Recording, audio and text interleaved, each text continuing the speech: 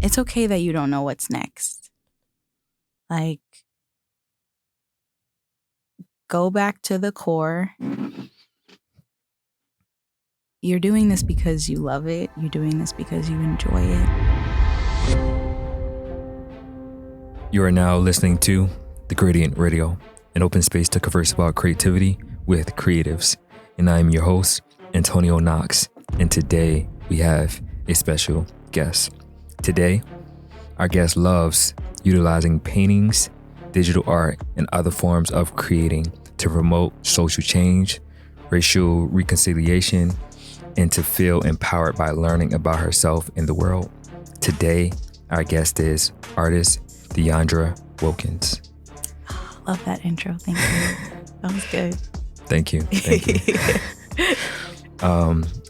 Thank you for coming today. Thank you for allowing us to have this conversation with you today. Yeah, thanks for having me. I'm excited. I'm always looking forward to having conversations with creatives. So this gets my blood running.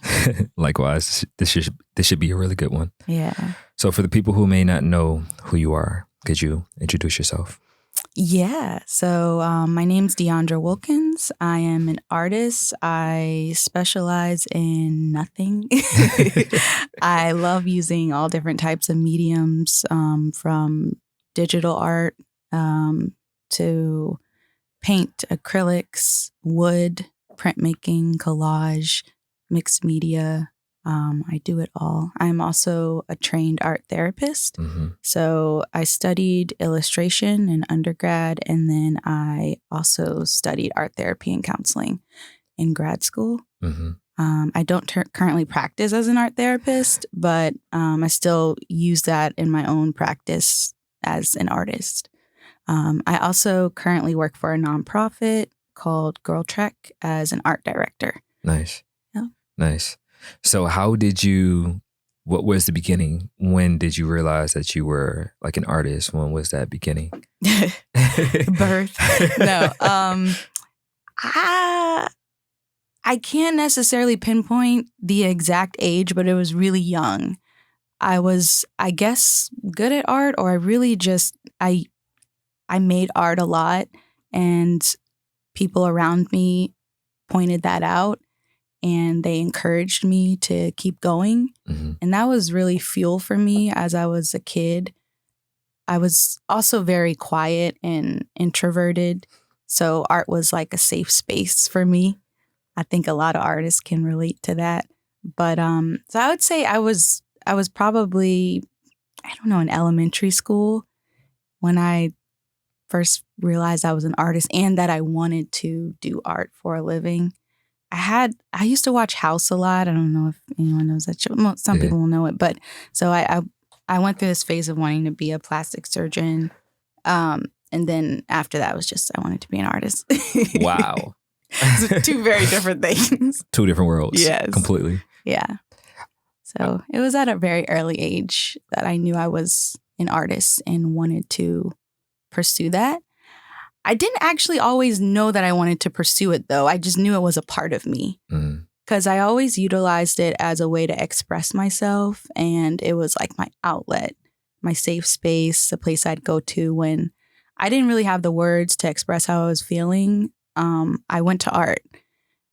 I didn't always know that I could have a career in art.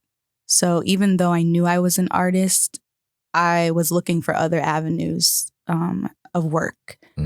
But I knew that I always wanted to create art still, regardless of what I did. Yeah. I didn't know that I would be here right now. That's pretty interesting. I just want to go back to, you stated that majority of artists feel or think they are like introverts. And I realize I've come to that conclusion with the amount of people or creative people who create. They look at themselves as being like introverts. What do you think that is? Why is the reason? Why are majority of artists introverts? And what is it for them? Why do they use their art as a medium to express themselves as introverts? Yeah, for me, I know that as someone that I was in a really big observer growing up. Mm-hmm. I really listened and looked around a lot, and did a little less talking.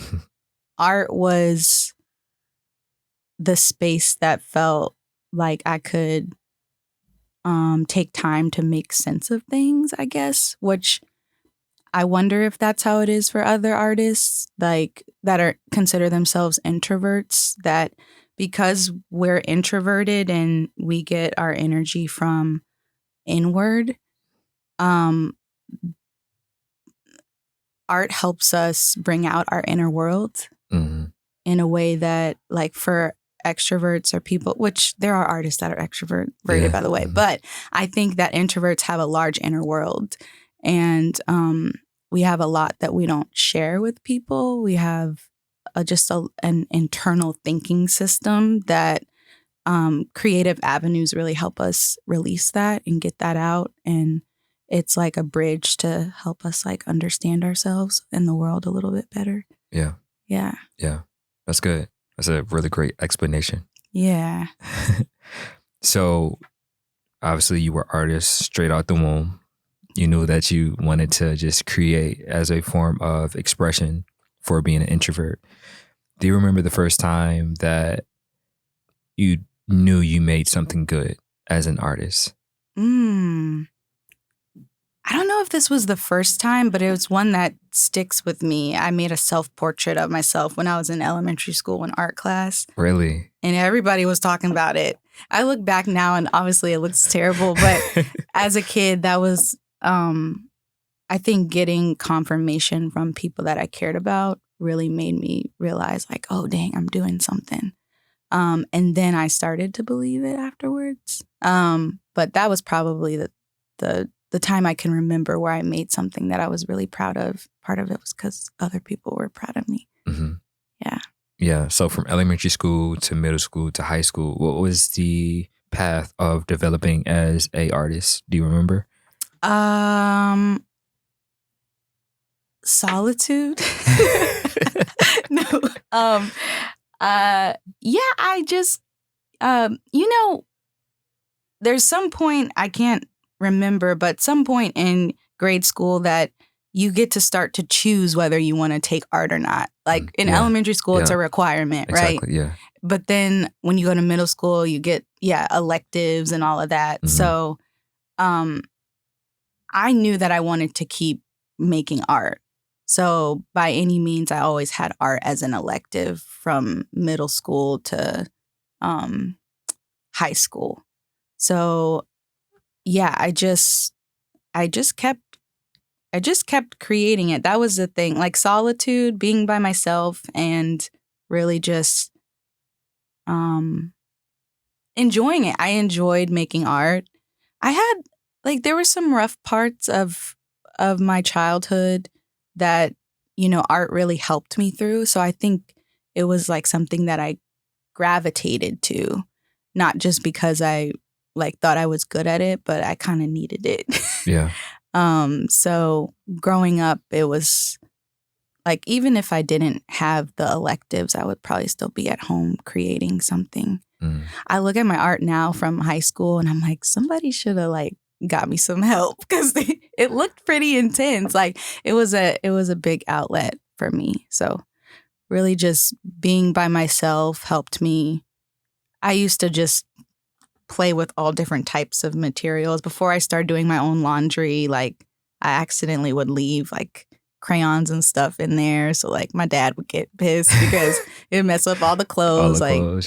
So just, being by myself and creating, and then taking courses. I was lucky enough when I was in high school, the school I went to had a lot of options for exploring creativity. So I took photography classes. I took animation, design, and I even took AP art in high school. So we had a lot of different options. I was grateful for. I even got ahead of, I did summer school when I was a junior to take all the classes I didn't want, so that in my senior year, I could only take art classes. Really? Yeah. Yeah.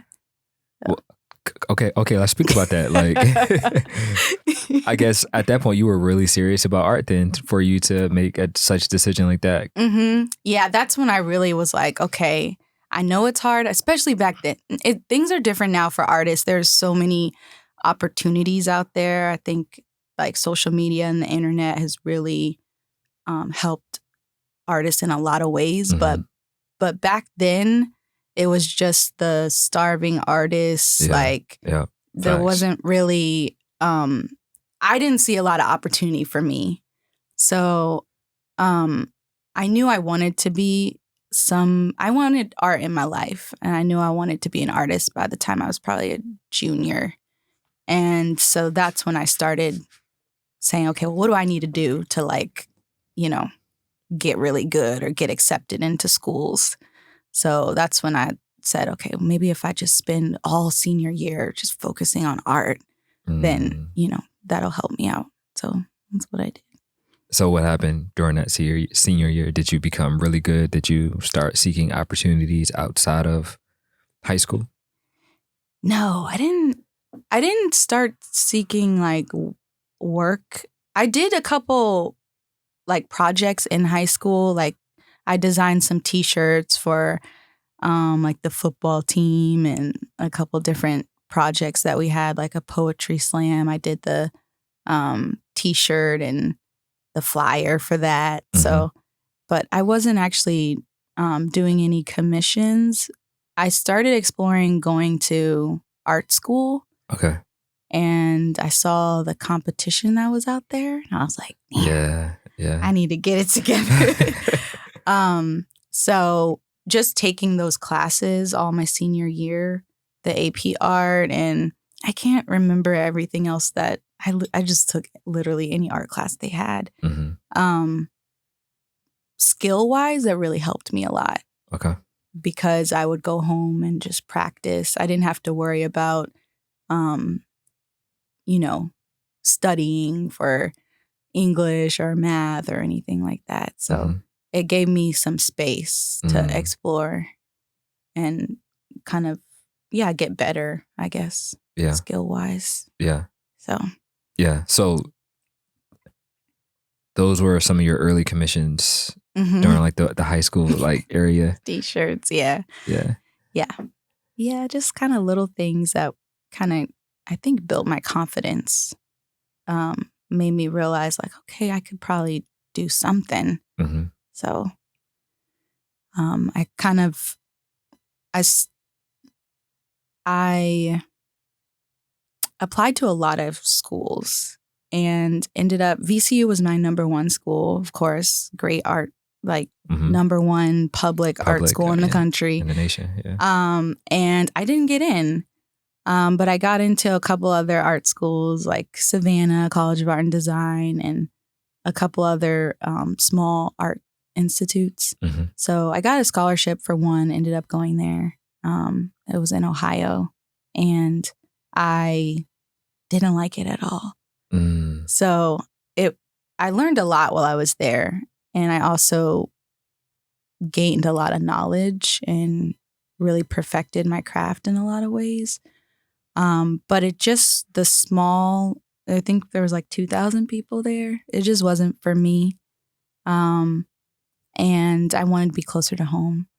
So I remember one day I was in the cafeteria, and actually some VCU chefs came to the cafe to cook, which was the weirdest thing. I'm like, I'm in Ohio. Why is VCU here? But it was during the Final Four. Okay. And I don't know, something in my spirit was like, I need to reapply. Like, I don't feel like I'm in the right spot. And maybe I'm better now. Maybe they'll accept me now.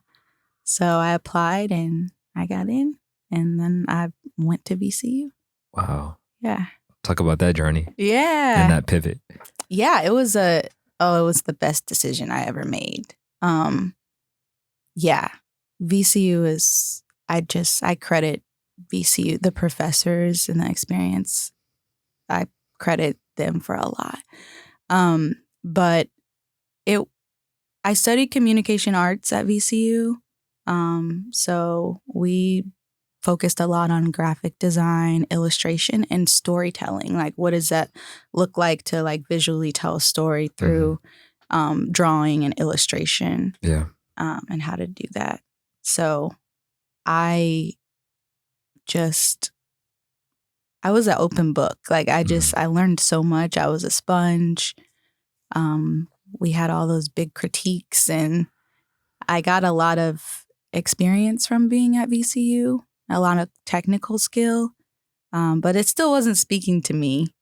So a lot of times I felt like there was a certain way that I needed to be as an artist.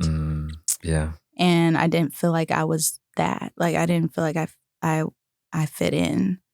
And so that was hard for me at the time until I kind of realized that maybe I didn't need to fit in. But it's I wonder if it's changed now, the way that art is taught in schools. I wish there was more of a balance between technical skill and really helping the artist or creative find their own identity as an artist. Because who is a teacher to tell you like who to be or like how to create a person, right? Yeah. Like it's one thing if you're taking anatomy class, then like, yeah, they're going to show you how to like make elbows and hands and stuff. But if you're taking a storytelling class, like who's to say whether you're telling the story visually like well or not? Yeah. So I wish there was more space for artists in school to really find themselves. I didn't really feel that, but I learned a lot. Yeah. Yeah. Yeah. Yeah. So I definitely want to go back to the process of you filling out applications to go to college and like you coming to the conclusion that like everyone else was just, it appeared that everyone else was so much better coming out of high school, right? Because I had the same sentiment, right? Coming out of high school. My senior year, I didn't really focus on art, but I knew I wanted to kind of like go in the direction of being like some form of artist, someone who creates something.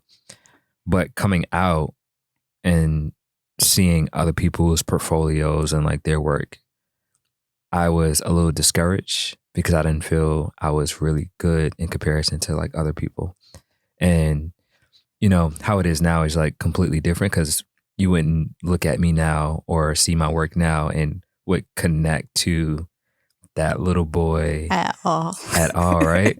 Because one thing I did, the decision I made when I came out of high school, I was like, well, I know there are people that I perceive to be better than me, and I am going to try to be better than those people, right? So I made that decision to constantly work at it, constantly get better.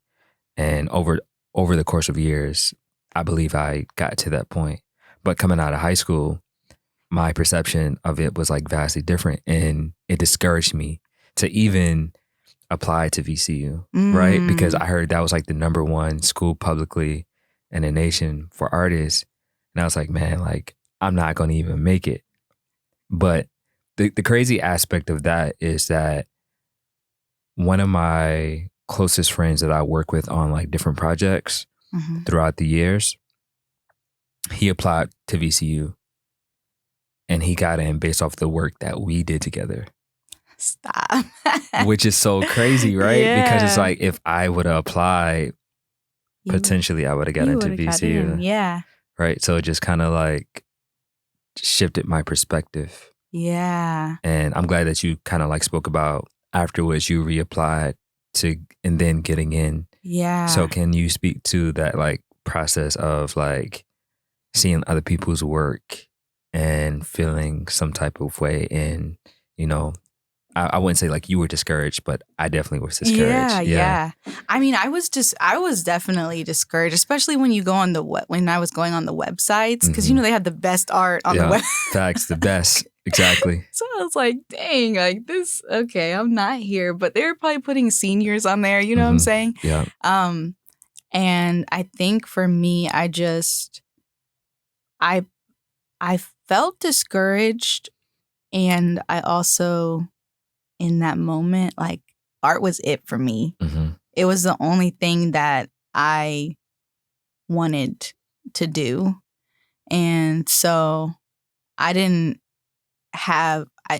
think I had a choice but to like apply to all of the art schools that I could possibly apply to get in.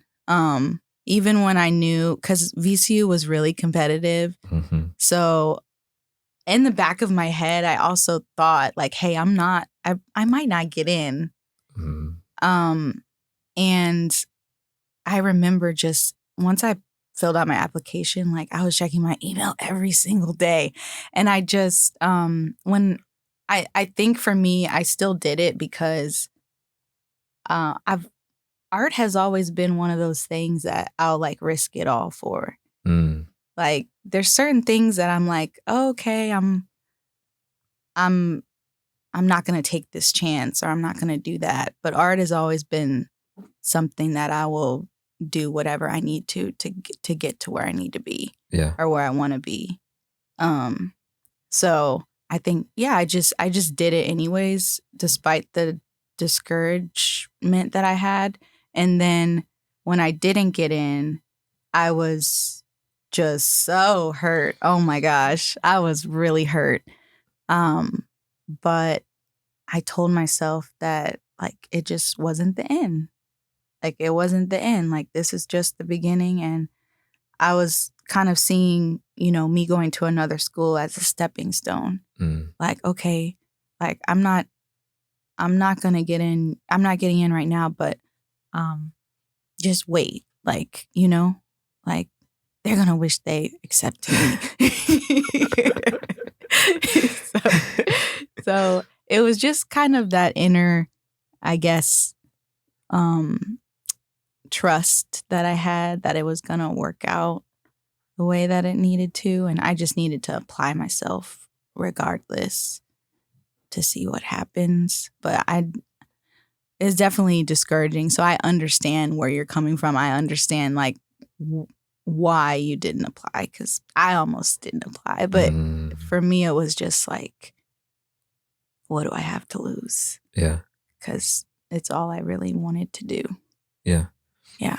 I think that's also a testament to your perseverance to seeing that as a stepping stone and not the end. Right? Because what if you thought I didn't get into the school that I wanted to get into, then you potentially wouldn't be where you are currently. True. Right? Yeah. But then to go to the school and then to realize maybe it's time to like actually reapply again and then applying and then getting in. Yeah. How was that moment? Because initially when you stated that you were upset and you felt many different types of emotions when you didn't get in, what were those emotions when you then got into it? Oh, you couldn't tell me nothing. I was like, I got into VCU, #1 public art school. No, I was really excited and proud of myself because I was scared of applying a second time. Ooh. Yeah, I was like, dang, what does this mean that I had already gone to that public or private art school for a year. So I had a whole new portfolio. So then I was like, dang it, what does that mean for me if I don't get in this time? Yeah. Like that hurts. Like what, I've worked my ass off this year and I've gotten a lot better. Like, dang, am I ever going to make it?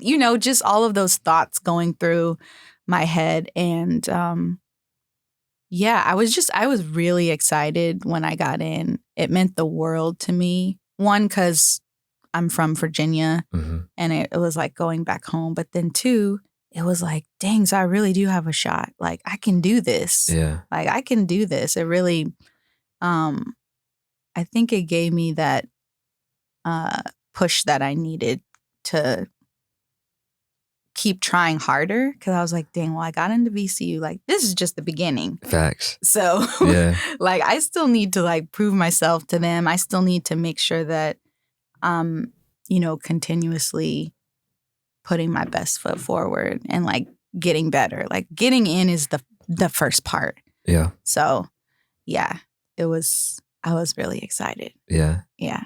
And so 2014, you received your bachelor's at VCU. Yes. Right? Mm-hmm. What was the next step after completing that like moment of finishing where you wanted to go? Well, by 2014, I had a whole new perspective on life and what art meant to me. By 2014, I was like, do I really want to do this? Like, wow. Because I had studied communication arts, but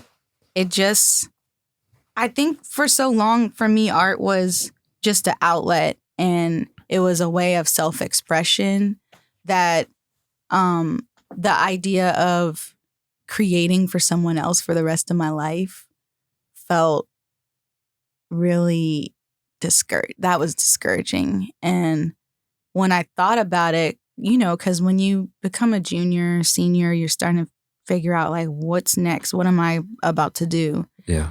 And I'm like, dang, this is actually not what I wanted it to be. Like, I started to realize that art was the reason why I liked art and the reason why I gravitated to art was because of what it did for me.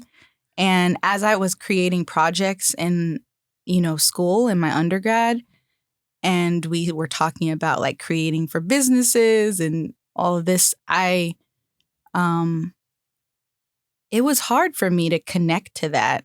And it kind of drained my creativity because I feel like my creativity comes from me connecting with the business or me connecting with like their purpose or their values and how it aligns with mine. And so I just kind of started reevaluating like, what was I going to do? And I took this paper illustration course at VCU my senior year. And one of my professor said, have you ever heard of art therapy? She's like, I think you would be really interested in doing that line of work. And I hadn't heard about art therapy, the profession. Yeah. So before I graduated my senior year, I started kind of like looking into it because I'm like, what's next? And I learned that, art therapy is, giving people the space to create art so that they can express themselves and make sense of their own lives, cope with stress, cope with anxiety, depression. Like, I'm like, oh, that's what I've been doing. Like, that's what I was doing my whole life. And dang, that would be really cool to help other people do that too. Yeah. So I felt more connected to that than anything else. Mm-hmm. At the time, I was working at the Children's Museum of Richmond. Okay. And they had opened up a new location in Fredericksburg where my family lives. So when I graduated from VCU, I stayed with my family for a year and I was managing a children's museum. And I did a couple extra psychology classes at a community college nearby so that I could prepare for, applying for school for art therapy. Mm-hmm. I knew once I researched it and learned like, okay, you can like help other people tap into their own creativity. I was like, that sounds awesome. Yeah. And so, yeah, I applied to grad schools in 2014, the end of 2014, and then I started grad school at George Washington University in 2015, the fall. So, yeah, it was a whole new way of creating for me in terms of like school. Because when I was at VCU, of course, it was all about the skill and, learning how to, the ins and outs of design. Yeah. and placement and things. And when I went to school for art therapy and counseling, it was just like, you need to know about all these different art materials so that if you're working with somebody, you can help them figure out what's going to work best for them to express themselves. So it was less about what you were creating or how you were creating it, and more about just like allowing people to express themselves. So that was really cool for me. And it brought me back. It was full circle because it brought me back to why I started creating in the first place. Yeah. Yeah. I with you speaking about the art therapy, it started to make me think about just the physical aspect of art. Right? Because now I feel as if like I'm so removed from the process of creating because everything is so digital now. And so when obviously art therapy is much more than that, but when you spoke about the material someone can use, I automatically smelled paint. Yeah. Right. I remember like touching paint, the brushes, the sponges and all of that and how that can be really therapeutic. I realized I no longer have that anymore, right? Because I'm much more of a digital artist and I'm removed from those sensories, those sensations. Yeah, that's real. Is that something, do you miss that at all? I didn't think about it until now. Yeah. I didn't really think about it till now. Just the act of creating art that's tangible. Yeah. Right. That you can actually feel, like touching a canvas, touching a paintbrush, smelling the paint. Like I immediately remembered smelling paint from like the past. And I realized I haven't had those sensories since, right? Because, as a digital artist, obviously you're using the same techniques in a sense. Yeah. You're trying to emulate the techniques of like the physical items. Yeah. But you're not necessarily getting the same. The sensory. Right. You're not, because either if you're using like a computer or like an iPad, you don't feel, you don't smell. Yep. It's vastly different. Yeah. That's so true. And I think also it reminds me of how art is so much more than the end product. Yeah. Like it's really so much more than that. Like it's the way that you're creating, like you were saying, the smells, it's your mind and body being fulfilled in some way by the act of what you're doing. Exactly. And so even though we get like the gift of the end product, the process is just so valuable. And that's why it's also so therapeutic, because of those little pieces and intricacies. Yeah. Like, being able to like massage the clay and like move it around and mold it and like literally feel it in your hands. There's just so much like sensory stuff that's going on when you're creating. Yeah. That there's actually a lot of science behind it and how it impacts our brain, and it helps like depression and other, mental health issues. Like actually feeling materials and working with your hands can help boost your mood, those sorts of things. So yeah, that's real. Yeah. Yeah. To your point, your senior year of high school was filled with like nothing but art. Mine was completely removed from it. And I realized coming out of high school, going into my freshman year of college. So I went to community college, right? Because I didn't want to go into like crazy debt either, right? I did want to go to VCU, but I didn't want to go into like crazy debt. So I thought the community college route was like the perfect in between to still have like the college experience, because we still were getting professors from VCU. Oh. So that was it was like a good happy medium, right? But my senior year to freshman year, I I don't know clinically, but I felt depressed because I stopped creating art. Right. And so I was kind of going into this space of I was just like working. At the time I had like a 9 to 5. I was also like an intern for the city, but I wasn't creating art for myself. Right. And I realized I was coming into this place of like depression or like great sadness. Cause I can't say it was depression because it wasn't clinical, but I had this like great sadness because I wasn't creating.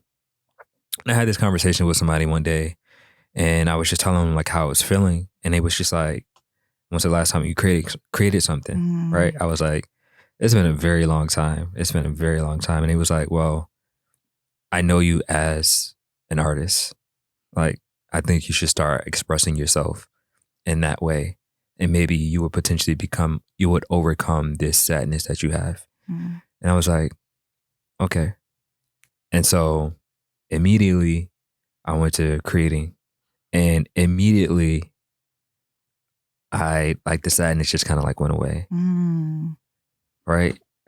So that was a moment. And since then I haven't stopped creating. Wow. Yeah. That's really beautiful. Yeah. Yeah. So like when you bring up like just a state of how it's like science, right? When it comes to like how it can be therapeutic to people to create a level of art, right? I feel like, you know, in many ways, art kind of like saved my life because it was that thing that kind of like kept me going or kept me from being like sad because it was a form of expression. Yes. Yeah. Oh, I love hearing that. Yeah. Though I love hearing that. It makes me emotional because like as artists, you know, we obviously want to make like a living off of what we do because we really enjoy it. Yeah. And you know, it's what we feel called to do. And then there's also this other side of like a lot of us, you know, art saved our lives, or art is that thing that it's like medicine. Like we kind of need it. Yeah. But I think that, you know, sometimes capitalism takes us away from that.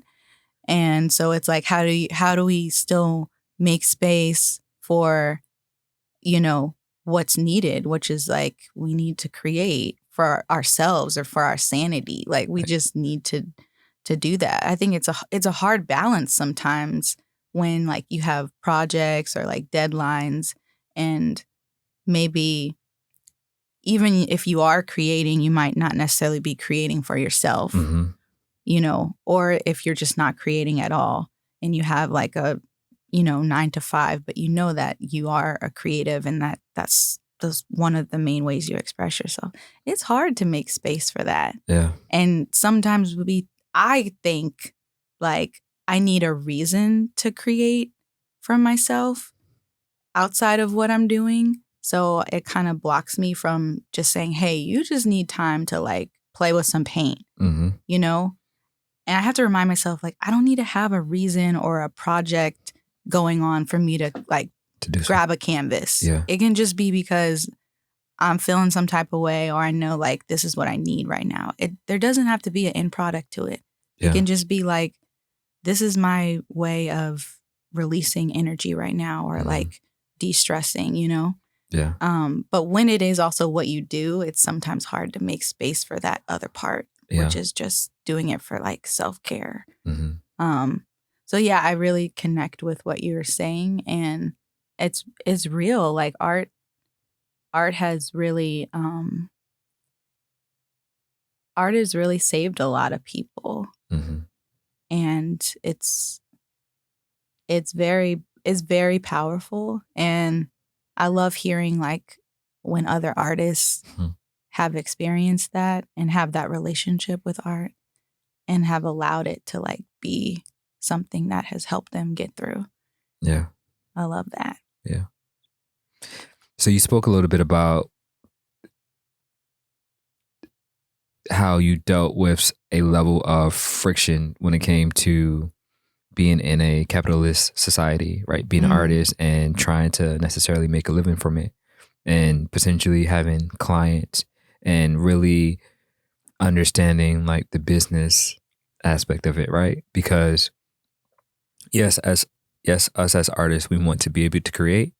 Yes, us as humans, we have to find a living, and really trying to find the balance of creating and making money off of the things that we create for other people, Yeah. right? It seemed like there was a level of friction with trying to understand the balance between the two. Can you speak towards that? Yeah.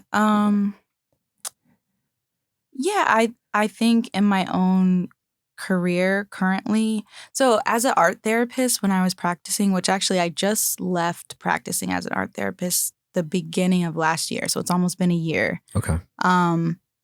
I just needed a break. I mean, art therapy is it feels like home for me, like, being able to hold that space for other people and help them find their creative voice is yeah, I love that work. But you also have to carry a lot because you're taking in a lot of stories, and it came to a point where I realized that I needed a break.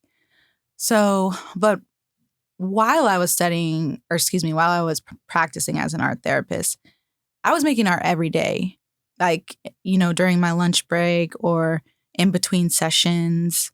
I was making art because I needed to, like, make sure that I was taking care of myself while also taking care of other people. So it's really easy for me to still practice art for self-care or like practice art for myself. Now, as an art director, it's a little different. So, I have projects that, I work on and that I align with, but it's still also not me expressing myself. And there's also really tight deadlines a lot of times.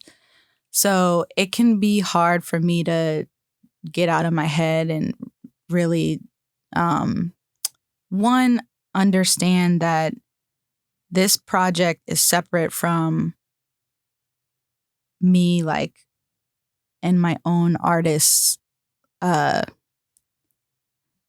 that part of me that needs to create art just for the sake of creating. And so, yeah, the deadlines get rough, and sometimes it gets in the way of me making that space for myself. But I've learned over the last year how to do that because I'm also a better creative for it. Like in my work as an art director, if I make time to create on my own, my mind is clearer, and I have more clarity around the art direction of the projects because it's not like muddied by like my other creative ideas that I have outside of my job, if that makes sense. Yeah. So I've kind of made it a point to have a little art practice at the beginning of each day, like in the mornings. I'm grateful my job, I work from home. So I have a lot of flexibility, even though we do have some tight deadlines. So I have tons of art journals. Like I make space to create, even if it's just for like 30 minutes. I get a bunch of materials and I just like put things out there. That's where most of my personal like art ideas come from, is just like creating in a small notebook and then being like, oh, I like that little thing right there. Yeah. So yeah, the demand, like if it was up to me, I would probably just be creating my own art all day and not work as an art director. Although I love the work that I do, but just speaking honestly, the demands of like the work and like I was saying, like the capitalistic society of like go, go, go, go, go, do this, this is do, that's do. I don't desire that for the rest of my life. Yeah. So anyways, I just try to make space for creating. There is definitely a friction between that and still honoring who I am as an artist separately from my work that I need to do to make a living. Yeah. Yeah. It's true. The way that you incorporate art, it really seems like it's medicine because you do it like daily. Like it's Yeah, kind it's of like a like the first thing practice that you now. do every day. It's a pretty interesting perspective. I've never heard that from Mhm. another artist.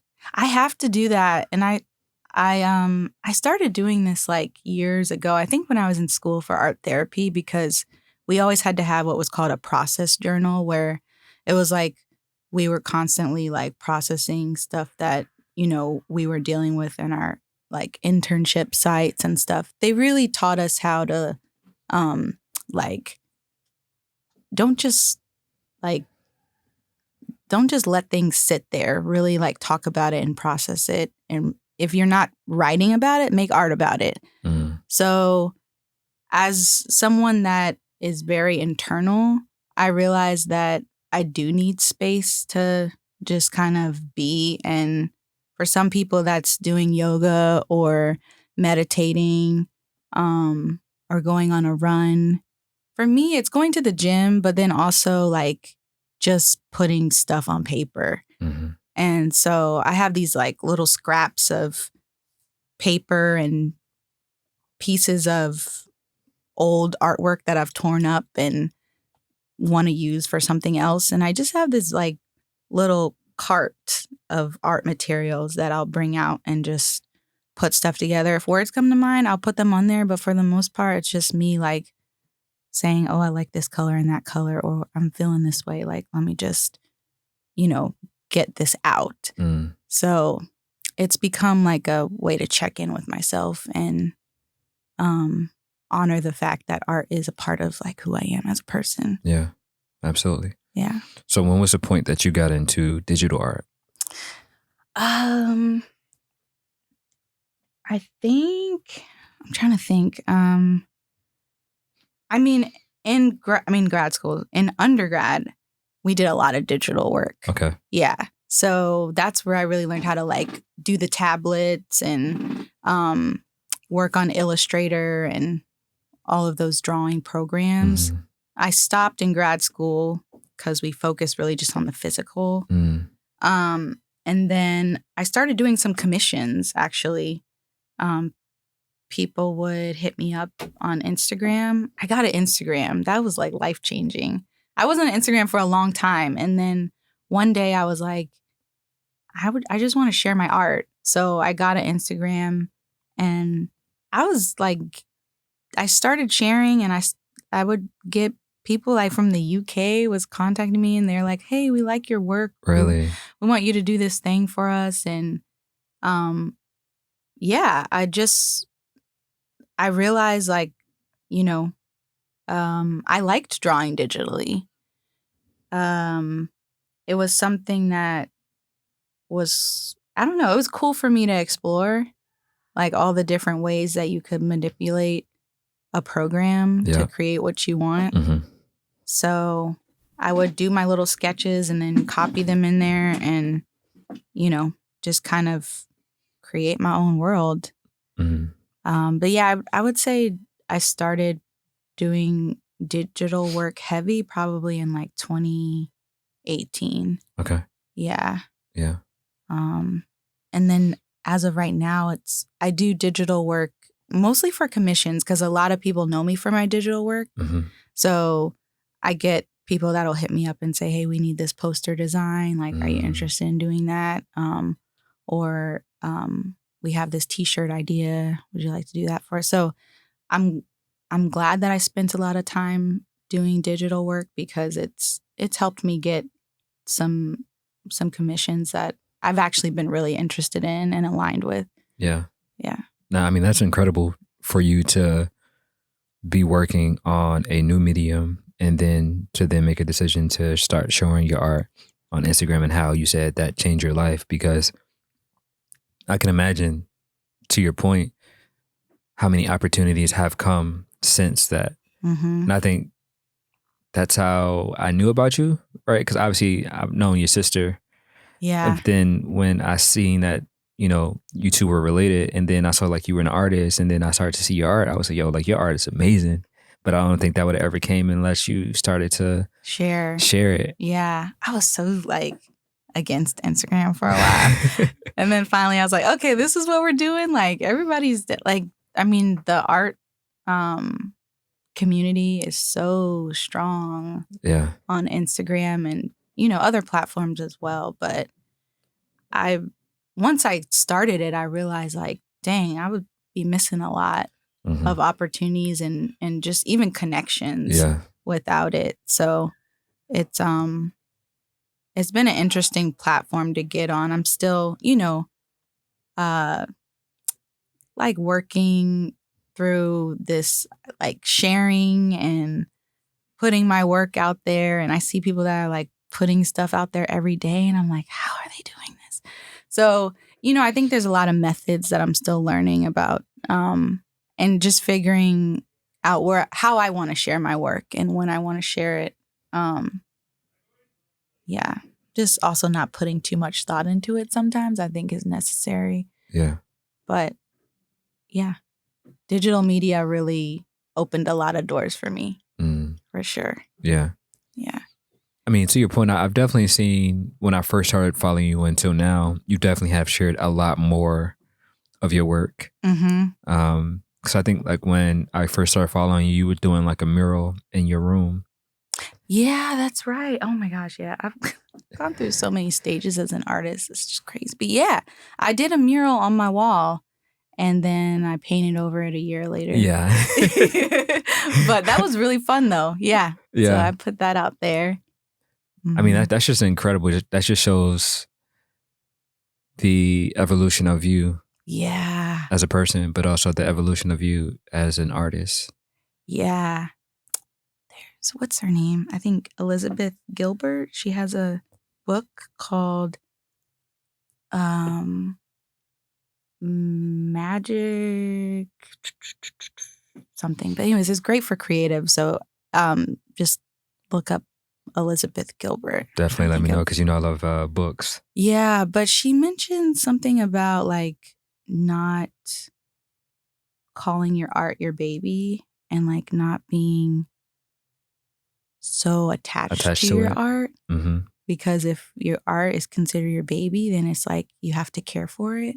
And I felt that because I think in my artist journey, I've just really been strong about letting my art be what it needs to be in that moment and then just letting it go.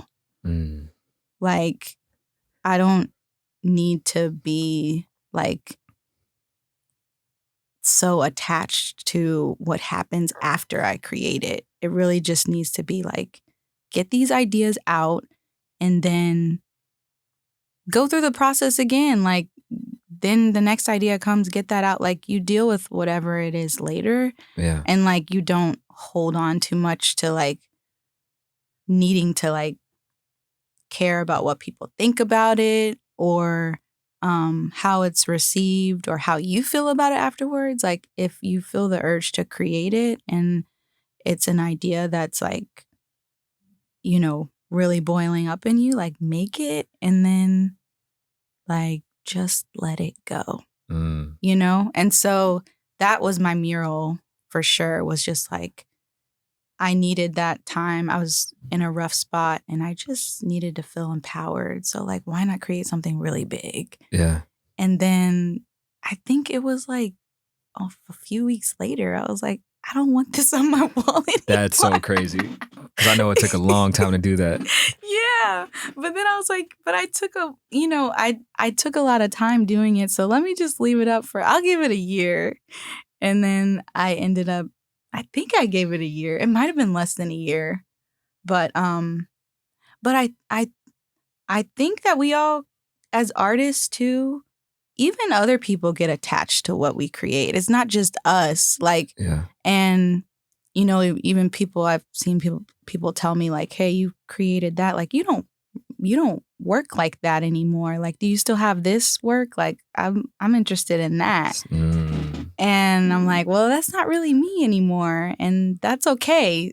So it's, I think on social media, I've had to let go of expectations. Like, okay, if I've created in this way before, it's okay if I'm creating differently now. Yeah. Like, I need to just do what I need to do for myself in every moment, and then everything else will fall into line. Yeah.